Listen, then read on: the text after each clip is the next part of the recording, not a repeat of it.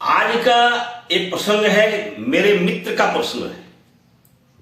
भगवत गीता पढ़ने से क्या होता है? भगवत गीता कहां से आया? तो ठीक है, तो आज मैं श्रीमद् भगवत गीता को पाया हूं, तो यह देव दुर्लभ चीज है। हमारे माता श्रीमती पिता की कृपा से ही जब मैंने 16 साल में रामकृष्ण मठ एंड मिशन देवघर गया, तो हमारे पिता श्रीमद् भगवत गीता पढ़ते थे, उनका मैं ध्यान लगा करके सुनते थे एवं हमको संस्कृत भी हमारे पिता जी ने ही सिखाए हैं।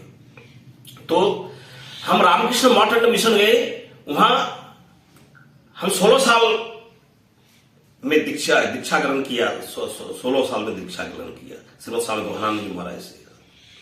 तो फिर वहीं से हमारा गीता पाठ शुरू हुआ और तपस्या हुआ। तपस्या 11 साल का तपस्या के बाद जत्किंचित श्रीमद् भगवत गीता का अनुभव मुझे प्राप्त हुआ है। जत्किंचित तो यहां गीता का महत्व किया है।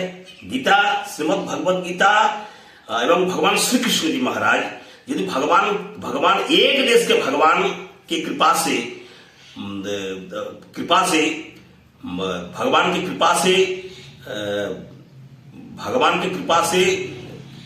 के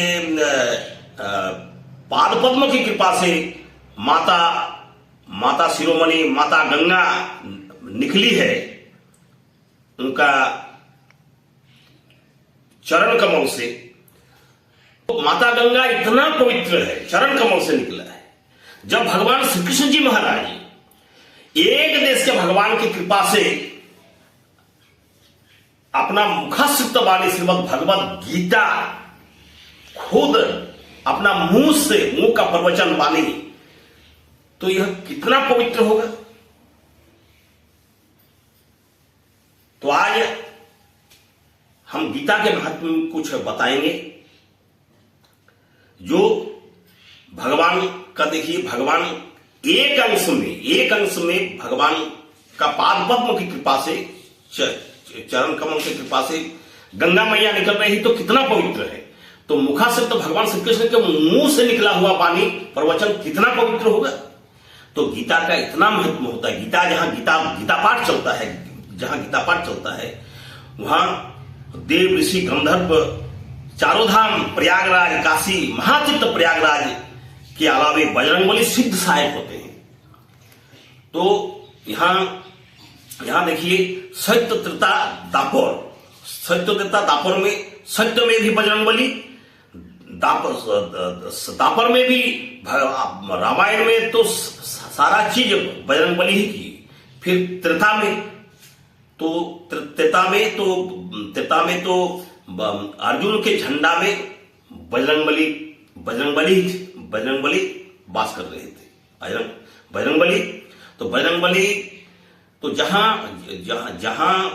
जहां मधु होता है तो मधुमक्खी वही जाता है। मधु जो है, मधु चूसने के बाद फिर वो अपना आश्रय बना लेते हैं। तो उसी तरह सत्य युग में भगवान के पास थे बजरंगबली, त्रेता में भगवान के पास थे, और दापर में भी भगवान के पास आ गए।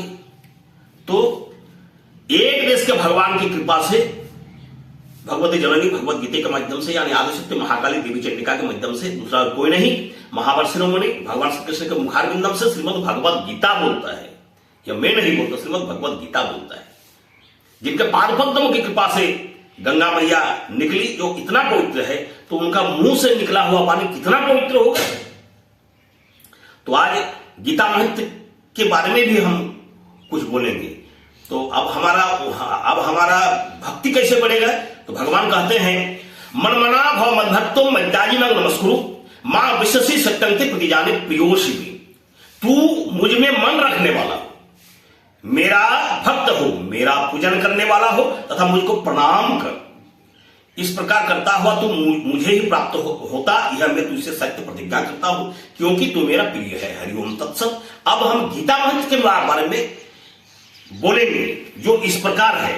देखिए, गीता महत्व में धरोवाच पृथ्वी देवी बोली, भगवान परमेशान भक्ति विचारिणी प्रारब्धम भुजमान से कथम होती है। प्रभु भगवान विष्णु बोल रहे हैं, प्रारब्धम भुजमानो ही गिरभ्यास सदा सदा समुक्त सुखी लोके कर्मणा रूपे लिपते। और बहुत सारे श्लोक हैं, तो हम हिंदी से हम बोल रहे हैं ताकि आप लोग समझ सके। पृथ्वी देवी बोले, हे भगवान, हे परमेश्वर, हे प्रभु, प्रारब्ध कर्म को भोगने वाले मनुष्य को यह भी विचारिणी अर्थात अचल भक्ति कैसे प्राप्त होती है। तब श्री भगवान विष्णु बोल रहे हैं, प्रारब्ध को भोगता हुआ भी जो सदा गीता पाठ में रत रहता है, वह इस लोक में मुक्त तथा सुखी होता है, वह कर्म से लिप्त नहीं होता। यदि कोई गीता का ध्यान करता है तो उसे महापाप एवं अतिपाप कभी स्पर्श नहीं करते, जैसे जल कमल की पंखुड़ियों को स्पर्श नहीं करता। जहां गीता की पुस्तक होती है, सिर्फ गीता की पुस्तक होती है, तथा जहां उसका पाठ चलता है वहां प्रयाग आदि समस्त तीर्थ विराजते हैं। जहां गीता पाठ चलता है वहां समस्त देव ऋषि जोगी नाग तथा नारद उद्धव एवं पार्षदों के सहित गोप और गोपिकाएं भी शीघ्र सहायक होते हैं, बजरंग बली भी शीघ्र सहायक होते हैं। हरिओम तत्सत। जय भगवान की जय।